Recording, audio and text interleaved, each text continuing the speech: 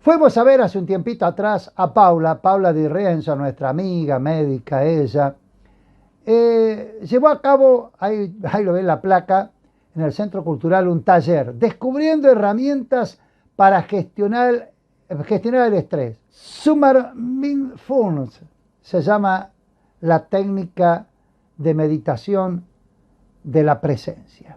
Vemos en todo el programa a Paula.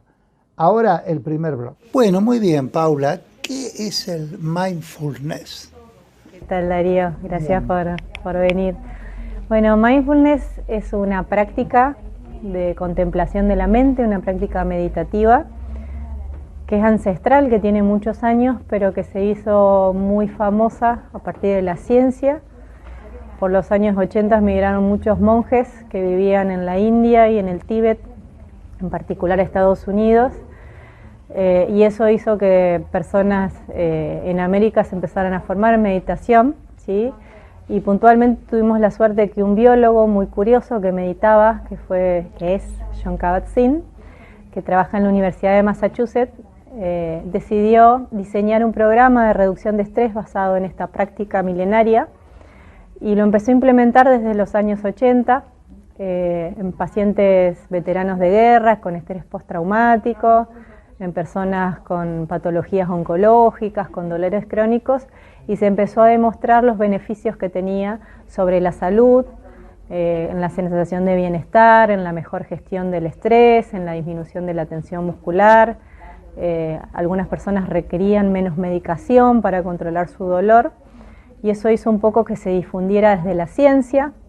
Después hubo una segunda ola que ayudó a la difusión de este tipo de meditación, que fue que hay un monje que es muy famoso y ha salido en la televisión, que es Matthieu Ricard, que es un biólogo también, otro doctor en biología, que es el traductor del Dalai Lama.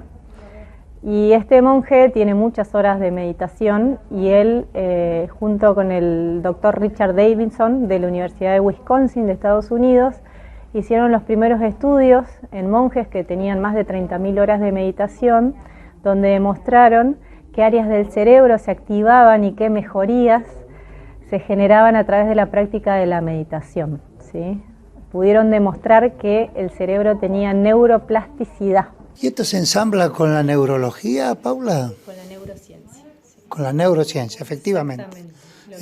Esta nueva versión de la neurología, ¿no? Sí. Y un poco empezar a considerar y a entender que somos mente y cuerpo, que somos una unidad, ¿sí? Las principales universidades del mundo tienen departamentos de Mind Body Medicine, que es medicina mente-cuerpo, donde se desarrollan todo este tipo de prácticas para sumarlas a los tratamientos tradicionales que ofrece la medicina. Nosotros sabemos que vos sos médica clínica. ¿Esto es competencia o complementación?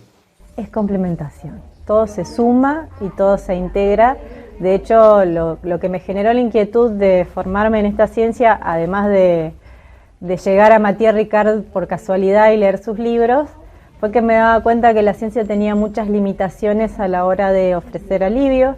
Yo como nefróloga trabajé muchos años con personas muy graves, con mucha mortalidad y mucho sufrimiento, y realmente, aunque ofrecíamos lo mejor, yo trabajé en centros muy importantes en la ciudad de Buenos Aires, siempre nos quedábamos cortos con el tratamiento y yo quería ofrecer algo más a las personas.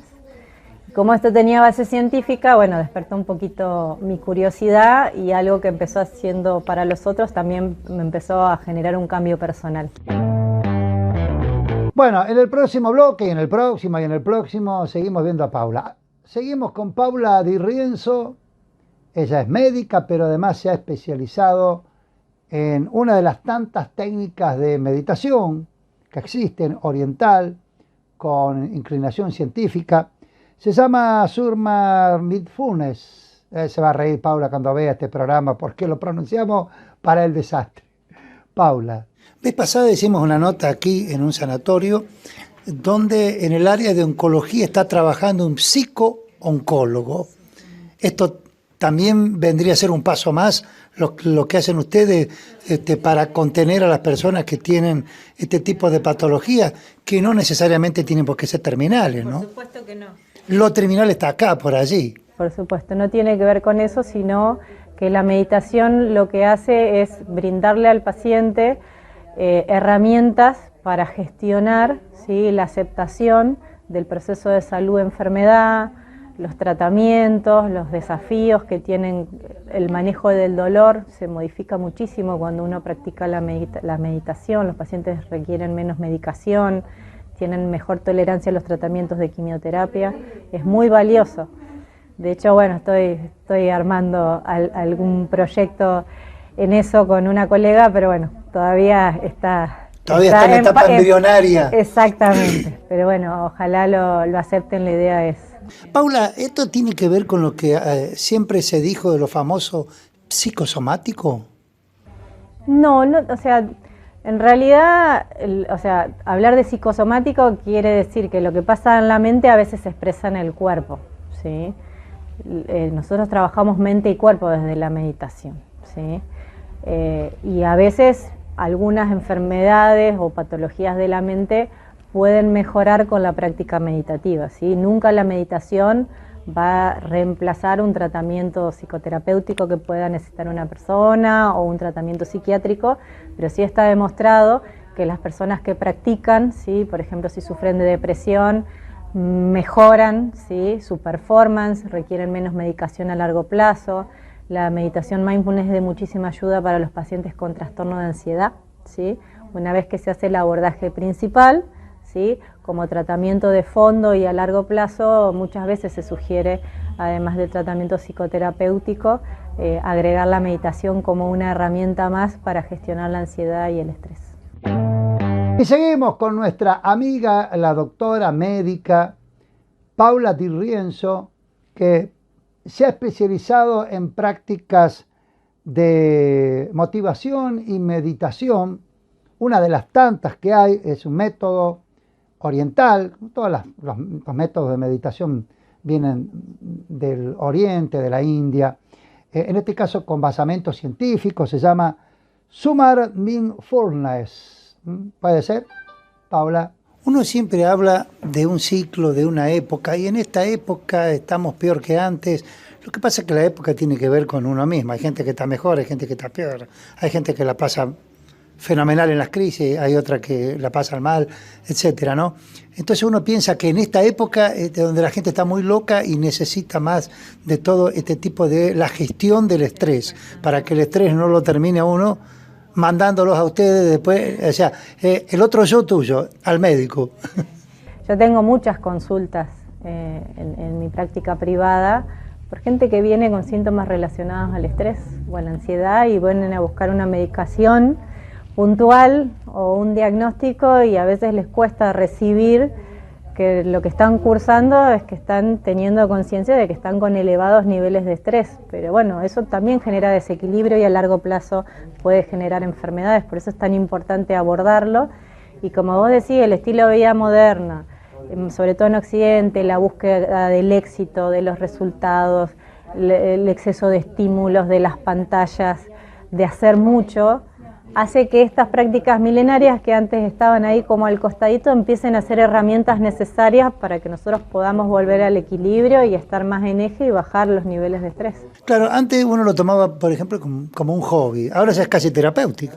Exactamente, es una herramienta para vivir mejor. Lo que modifica la meditación es nuestra manera de vivir, nuestra relación con la vida, cómo nos relacionamos con lo que sucede.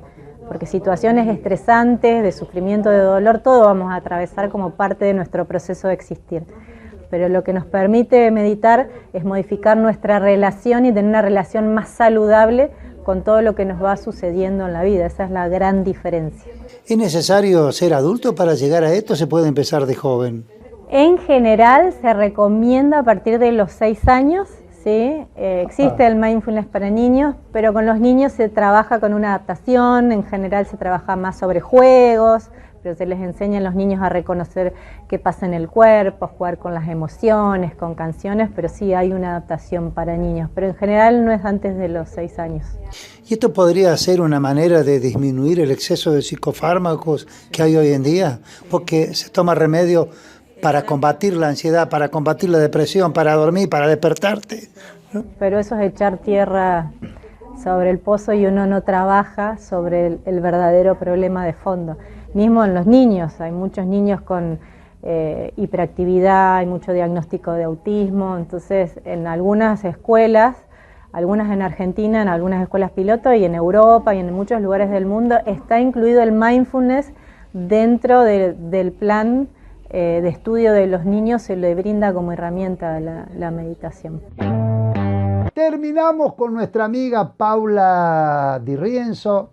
Ella es médica, nefróloga, médica nefróloga, también clínica. Se ha especializado en técnicas orientales de meditación, de motivación. En este caso, una de las técnicas que tiene basamento científico se llama Sumar Mindfulness. Último bloque. Bueno, para ir cerrando, Paula, esta sesión que tuviste la gentileza de permitirnos verla y filmarla, ¿vos la seguís haciendo? ¿Vamos a pasar el chivo a los televidentes? Bueno, gracias por venir. Sí, la idea, bueno, primero estoy muy agradecida con la gente del Centro Cultural Provincial por darme este espacio. Ellos me apoyaron mucho con la difusión de este taller de estrés y meditación.